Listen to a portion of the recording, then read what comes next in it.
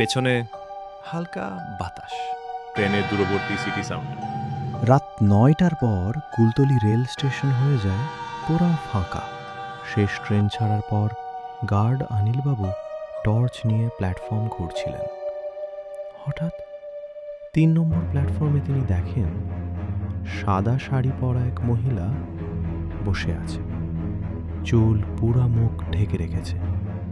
এখন তো কোনো ট্রেন নেই, আপনি এখানে কেন জিজ্ঞেস করতেই মহিলা ধীরে মাথা তুলল, আর দেখা গেল তার মুখ নেই, শুধু এক বড় ফাঁকা গর্ত। শোনা যায় 10 বছর আগে এই প্ল্যাটফর্মে ট্রেনের নিচে কেটে মারা গিয়েছিলেন এক মহিলা, আর আজও তিনি অপেক্ষা করছেন। যদি এখনো মনে হয় পেছনে কেউ দাঁড়িয়ে আছে, তাহলে লাইক করো, আর সাহস থাকলে সাবস্ক্রাইব করো।